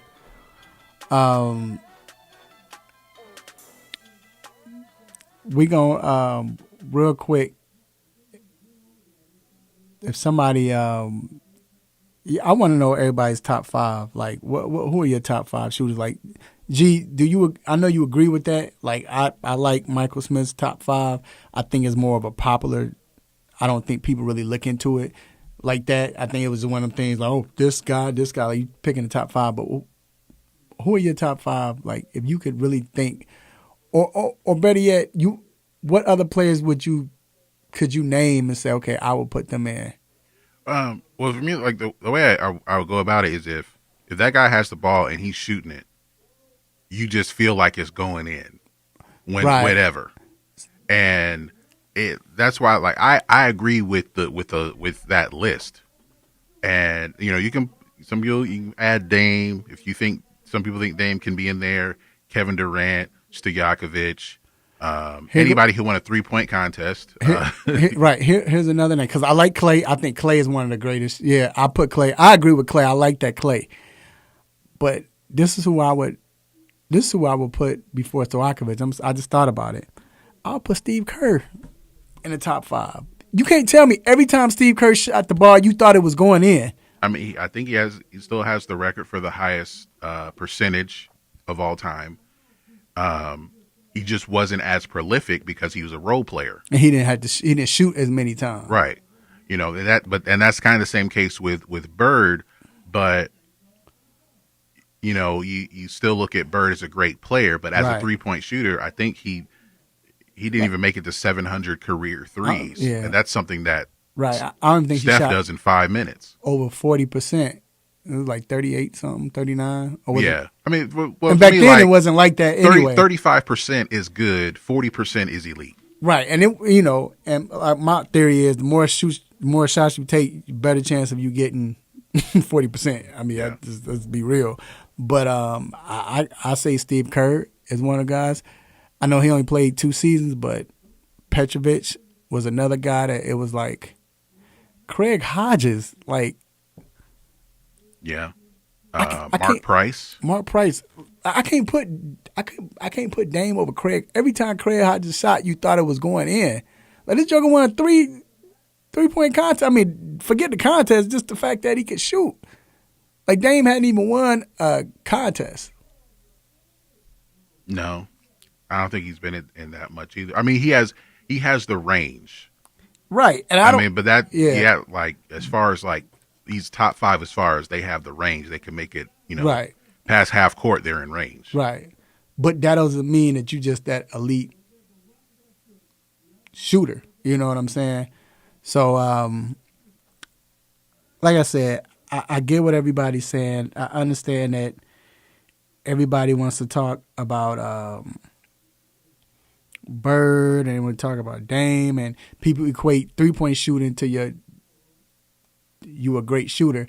I think that's false. You know what I'm saying? I mean, it's a lot of people that shoot threes, but Danny Green, I've been talking about him for years. Danny Green can shoot. Now he's gotten better but Danny Green can shoot threes, right? Remember in that finals, he shot all them threes that year. During the course of the whole finals, and but if you give him a 20-foot shot, he would not take it because he doesn't practice shooting mid-range. To me, if you can't shoot a mid-range, you're not great at mid-range, you're not a great shooter. You're just a specialist at three-pointers. Now, I'm not saying Dame can't shoot through, because like I said, I think Dame is up there because Dame can shoot. But, nah, man, I just can't. I can't see it. So if you can come up with a different list, would you change that list? Like if you can add somebody, switch in, who would you switch out or switch in? If in terms of what? Just shooters. I'm saying the top 5 shooters. If I were to add, 6 and 7, going forward, then I'm adding Durant. I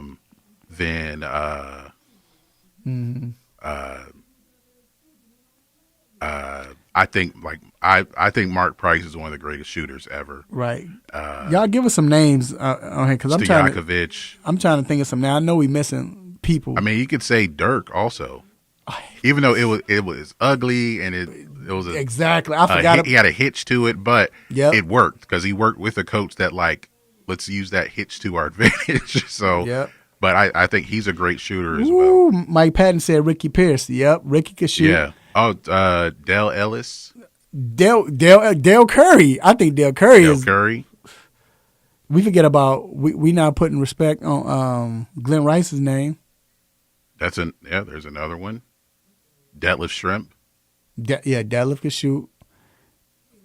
I'm missing somebody else. Some people may say Dennis Scott, but I think he was more of a volume shooter than a great shooter. He just shot it a lot. H.O., what up? H.O., what up, baby? Gotta get you on the show, dog. But he said Vashawn Leonard. Yeah. L.A. said Rip. Rip could shoot, but I think Rip was more of a mid-range. Yeah, he was a mid-range guy. He was a mid-range, whatever. I'm gonna tell you a name that people don't think about because he didn't shoot a lot, but he held the record for a long time as far as shooting until Steve Kerr. As B.J. Armstrong, believe it or not, he was the number one for I think 8 or 9 seasons where he was the number one as far as in the NBA history as far as field goal percentage. John Paxson. Yeah, and he was more of a mid range guy too. He didn't. I mean, you seen him make a couple of threes, and they didn't shoot it right. A lot of his shots were mid range because the mid range jumper is oh my God, could space the floor. Right, and I'm tripping. Shout out to Danny Thompson, the superstar. Danny said his publicist just sent in Mitch Richmond. That I look at him as a scorer as well, but he could shoot. He could shoot. You just see it a whole lot because he's in Sacramento, right? Majority of his career, and he was a slasher, but he could shoot. Oh my God, we forgot one more dog, and I put him over anybody. Chris Mullin. Yeah. So again, like I said, H.O. said Dumar's a sleeper, right? I agree. So it's a lot. Like I said, man, we need to come up with a top. I think top 5 that's not fair. You know what I'm saying, to say top 5. But the thing is pick. I think it's hard. That's the thing. That's the point. But it's supposed to be hard. That's hard. If it was easy to pick a top 5 anything, then right. That's hard though. Because now you got me questioning. That's one of them things. If we do this, we got to do our homework and come back the next show and be like, all right, here's my top. Because it's a lot of players I miss. Chris Mullin. I miss, Steve Kerr or. Yeah, I said Mahmoud Abdurrahman too, Danny. All right, so we're gonna take a break, man. We're gonna bring in Dr. Fowler coming in, but next week I think that's what that might be our homework. We're gonna come in with our top 5. And then even top 10 as well, but top 5 definitely, then top 10. All right, y'all, we're going to take a quick break. Be right back.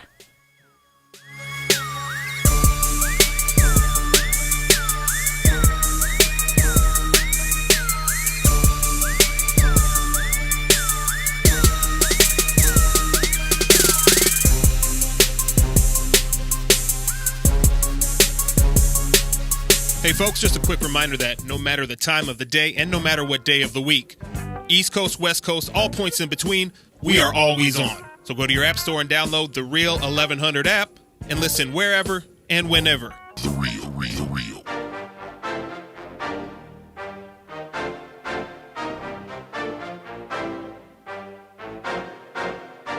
All right, we are back inside the 3-Point Conversion Sports Lounge. And we have family in the building. We have none other than Dr. Donnie Fowler III, orthopedic for Ortho Atlanta. What's going on, Doc? How you doing? Doing well, fellas. How are you? Good. So I have to start off by asking Albert Pujols. Well, before we get into Albert Pujols, because I want that. Let me ask you this question first, but I want to talk about Albert Pujols because I want to get your baseball guy as well. We have to talk about him.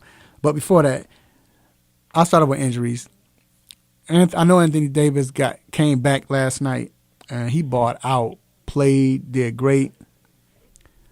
But this joker once again got hurt, and not injured, but he got hurt, and turned his ankle, left the game.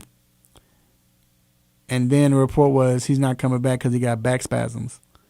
G, can I get a stop it? Is that stop it validated? Like, can I use that stop it, or is that some type of does it relate to each other as far as a back spasm with twisting your ankle? Even though he's 8 feet tall and the back is like, but anyway, go ahead. Yeah, what you got? No, I mean, this is kind of, I think, just kind of weird to me. It's unusual way it all presented itself. I mean, anyone who's back spasms are back spasms. Anyone who's had their back jacked up or slept the wrong way and woke up, that can be very painful. But there's not really a way to relate that to spraining your ankle, which obviously is certainly a legit injury when it happens, but it just seemed like a really confusing thing to me to go out with an ankle sprain, but then say you're not coming back because of back spasms. There's no direct correlation, in my opinion, between the two. So at that time when if you were that doctor in the back, and as soon as you saw him limping, would that have been that time where you'd come on, we already got the spot ready. Come on, AD, we got you ready. What? You know, what is it now? Or what, would you have been annoyed?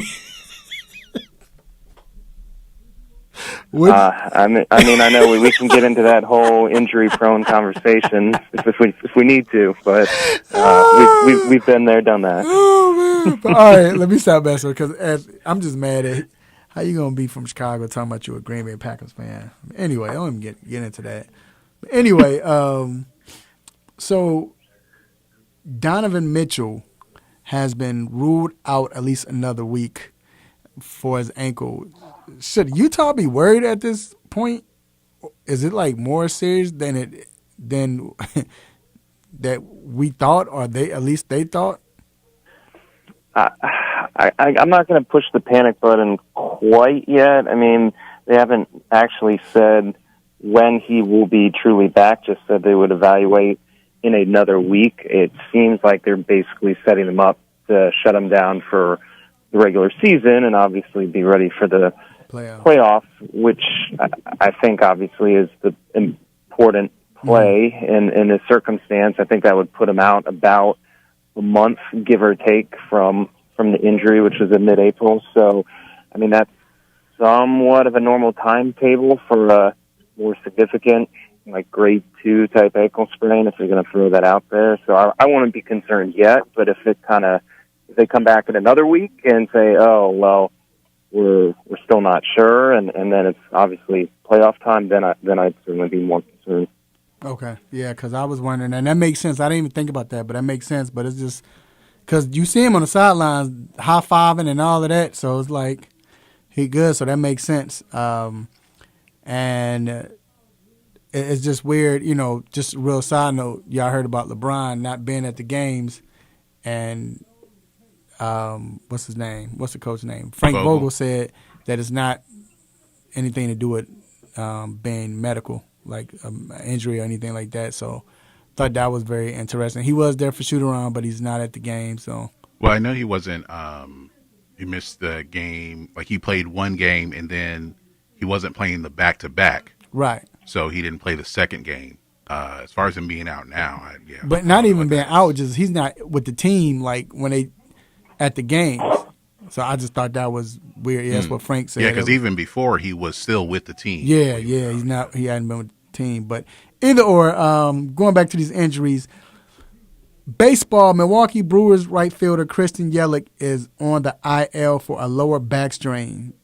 Although they are saying it's only 10 days, can this be a lingering injury? We all know this back situation is no joke. It's like 10 days. So you know. So when they say it's 10 days, is that just like, all right, this is the minimum, and then we're going to wait to see?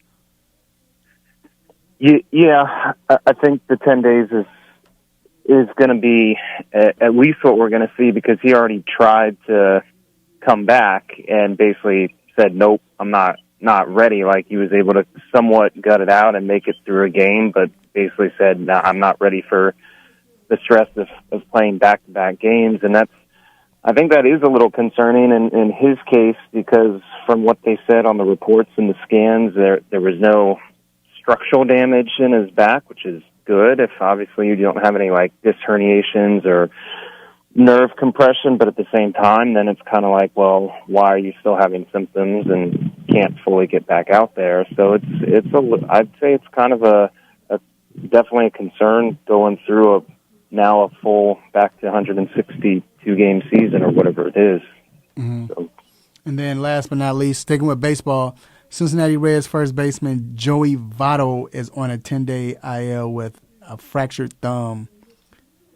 So what is the normal turnaround with that? Because Zion is, and I know indefinitely means, that doesn't mean a week, 2 weeks, 3 days. It just, but what does that mean? I mean, if he's out, if Zion, that's your boy, he talking about he's out indefinitely, and it's saying it's possibly he might not play for the regular season, which is only 5-6 games. But they're putting Votto on a 10-day IL list with his thumb. What's the correlation like? Yeah, I think, again, the 10 days is just what they do now with the minimum, and I think some of how they've been able to somewhat loosen the kind of roster limits, I think, in the COVID era and everything else. Mm-hmm. You don't have to put people on, like, the 60-day DL or anything as frequency or some of these longer-term things. But, no, he's definitely going to be out more than Votto, that is, going to be out more than 10 days. I would guess closer to 4 weeks, which is typical fracture healing time for probably a non-complicated finger fracture that's not going to need surgery. So I would guess close on the order of 4 weeks, give or take, in his case. And then obviously just referring to Zion, unless they really get close to that 10th spot in the play-in, I doubt I see him coming back this season. So. All right. Well, we'll see what happens, man. I want you to stick around because this is the what's on my mind, but I want your opinion on this. So, Albert Pujols, the Angels released him. And I think it was more of just because they ain't had nowhere to play him, whatever. I haven't heard anything. I don't know if he's going to retire, but still want to give him his flowers while he's playing. I guess everybody say that, so that's why I said it. But because it ain't like he about to die or anything. But I want to ask you first: would you rank him the number one first baseman of all time, or top 5, or where would you think about? Like, just I know you have to go through your list or whatever, but especially for my generation, I say. Where do you see him at as far as first baseman? Yeah, I guess for me, granted, he was obviously never the same player in L.A. that he was, in St. Louis.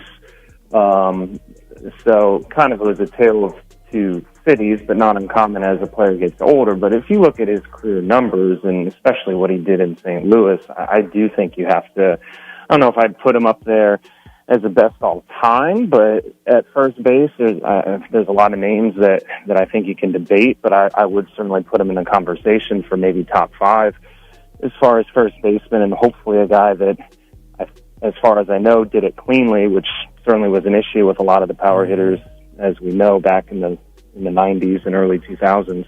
So, right, because Big Papi don't count playing first baseman just because they was in the World Series, so we not counting him as a first baseman. He is a DH, right?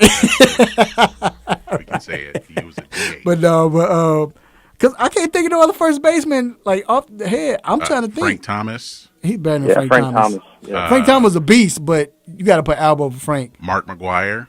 You got to put Albert over Frank. I mean over Mark McGwire, because Mark McGwire cheated. But not only that, but just the fact that he was a better defenseman than Mark McGwire, he was a better hitter than Mark McGwire. Lou Gehrig. I ain't watching him play. Jeff Bagwell. Better than Jeff Bagwell. Miguel Cabrera, even though he played third, so a lot too. Miguel was nice, but Eddie Murray. Better than Eddie Murray. Eddie Murray was a great, but Todd Helton. Stop it. So Tino Martinez. No, well, come on, stop it. Keith Hernandez. So you feel me, Doc? So I think he's number 1. I can't think of nobody in our lifetime. I mean, I think of people like Will Clark, like you said, Frank Thomas, Don Mattingly. I think he's better than Don Mattingly. Is a great because he's Yank, but I think his career is better than Don Mattingly. So do you think? So can you say he's in a conversation for top 10, Doc, of all time? Are we talking all time outside of just first baseman? Yeah, you're all saying time. like, well, all for our generation. Because like I said, I don't like doing that. I don't like. Yeah, I think there's too many people going way back. Of course, talking about Mays and Mantle and Gehrig and all those guys, Ruth. But our generation, I would certainly put him in the top 10. Top 5 all time. Top 5. Argument for that. I think he is. Gee, what is his? Can you look up his batting average? Career batting average. Yeah, just looking at it. Career average is. Oh, I just saw it. Okay, career 298. And that's because of the last 4 seasons he was after playing 55 years old. He hasn't hit 300 in 10 years, 11 years. But what was his first 10 years? He was 329, 314, come on, man, 330, 331, 357. You gotta put. I think he top 5 of our generation. I think, and you talking about somebody who always rose to the occasion. The home runs, the hits, the defense. Never, he wasn't hurt like that. But again, that goes back to the 3-point shooting. That'd be something I have to sit down and look back and, because I think guys like Ken Griffey Jr., I think Barry Bonds, in our generation, and when I'm talking about all time, I mean like batting, you think Derek Jeter, batting and defense, Derek Jeter, Big Papi, all of those. So I don't know, like I said, but congrats to hopefully he finds a team, or maybe he should just stop embarrassing himself. But all right, it is you hear that music? It is now time to let you go. But before we let you go, we have a couple of shout outs, and stay tuned because you might be one of them. First of all, I want to give a shout out to the Almighty God for giving me this platform to do what I do, say what I say, make you upset, mad, happy, want to give me the stop it button. I definitely appreciate you, God. I want to thank my guests. First, I want to thank Dr. Fowler. Doc, appreciate you. I don't know if you're still on, but appreciate you for coming on each week, man, doing what you're doing. You're really not a guest, so you're part of the show, but still, thank you. I want to thank my dog, Rick. Appreciate you, Rick, for coming on, bruh. I want to thank Tim. I want to thank Danny, and I want to thank Derek Worley. Appreciate you all. Also, I want to thank my guy, G. G, thanks for being there all the time, man. Do what you do, my road dog. What you got to say, bro? Happy Mother's Day. At the very least, if you have your mother, give her a call at least. That's all. Okay. So I want to say Happy Mother's Day also. G gonna try to steal my line. Yeah, I beat you to it. Right. See, this is what happens when you want me to say something. Right. Happy Mother's Day to all Mother's Day, and the guys that say, you know, and all the fathers that don't have, you know, they're raising their children themselves and don't do it. Don't do that. Doing all of that. Don't do that. Stop it. Don't talk about Happy Mother's Day. Don't. To the single fathers, yeah, no. Ain't no Happy Mother's Day to y'all. Same with the women when y'all be saying, I'm raising my happy father. No. But anyway, also, I want to thank everyone who listened. I appreciate you. Mike Patton, L.A. Broadus, who else? And on YouTube, I appreciate everybody else that was listening. Appreciate y'all, man. I want to thank my beautiful wife, lovely children, my cousins, aunties, uncles, nieces, nephews, brothers and sisters, in-laws, whether that's grandparents and all, play cousins. Hey, love on family. Let family know that you love them. Love them while they're still alive. Shout out to my daughters, Kyle, Kennedy, and Janae. Shout out to my guy, Jason, my son. Hey, man. Eat good, drink well, be safe, be healthy. Appreciate your mothers this weekend, all right? Still watch some games, though. All right, until then, next week, same time, same show, same crazy host, same sports nonsense. Will you miss me? I'm out. Peace. You just got done listening to the 3-Point Conversion Sports Lounge. Be sure to follow us on our Instagram, Twitter, and Facebook accounts at the 3-Point Conversion. And also make sure you check out our website, the3pointconversion.com. Be sure to follow us live and listen every Saturday morning at 10 a.m. Eastern.